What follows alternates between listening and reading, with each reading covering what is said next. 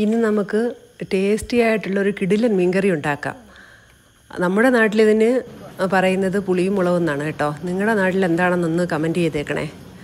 അതിനായിട്ട് ആദ്യം ജാറിലേക്ക് മഞ്ഞൾപ്പൊടി, മുളക് പൊടി, മല്ലിപ്പൊടി, കൂടെ ഒരു സവാളയും കുറച്ച് പുളിയും ആവശ്യത്തിന് കുരുമുളകും ചേർത്ത് അരച്ചെടുക്കണം. ഞാനിവിടെ സവാളയാണ് ചേർക്കുന്നത് കേട്ടോ. സാധാരണ എല്ലാവരും ചേർക്കുന്നത് ചെറിയ ഉള്ളി, അതായത് ചുവന്നുള്ളിയാണ്.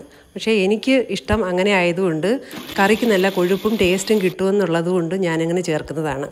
അപ്പോൾ ആവശ്യത്തിന് വെള്ളവും ചേർത്ത് മിക്സിക്കകത്ത് അരച്ച് മാറ്റി വെക്കണം. എന്നിട്ട് നമുക്കൊരു ചട്ടി അടുപ്പി വെക്കണം.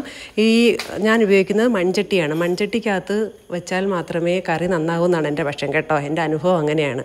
അതിലേക്കൊരു പിഞ്ച് ചൂടായി വരുമ്പോഴത്തേക്ക് അതിലേക്കൊരു പിഞ്ച് ഉലുവയിട്ട് നല്ലതുപോലെ വറുത്ത് പൊട്ടിക്കണം. എന്നിട്ട് അതിലേക്ക് കുറച്ച് വെളിച്ചെണ്ണ ഒഴിച്ചു കൊടുക്കണം. വെളിച്ചെണ്ണ ചൂടാകുമ്പോഴത്തേക്ക് അതിലേക്ക് നമ്മൾ തയ്യാറാക്കി വെച്ചേക്കുന്ന അരപ്പ് ചേർത്ത് കൊടുക്കണം. അരപ്പ് ചേർത്ത് കൊടുക്കുമ്പോൾ അതിൻ്റെ പച്ചമണം ഒന്ന് മാറുമ്പോഴത്തേക്ക് നമ്മൾ ശരിയാക്കി വെച്ചേക്കുന്ന മീനിട്ട് ഇളക്കണം.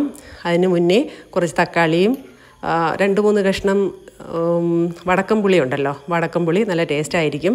വടക്കംപുളിയും ചേർത്ത് നല്ലതുപോലെ വറ്റി വരുമ്പോഴത്തേക്ക് കുറച്ച് കരിവേപ്പിലയൊക്കെ ചേർത്ത് നന്നായിട്ട് വറ്റിച്ച് നല്ല കുഴച്ച ചീനിയുടെ കൂടെ കൂട്ടി കഴിച്ച് നോക്ക്, അടിപൊളിയാണ്.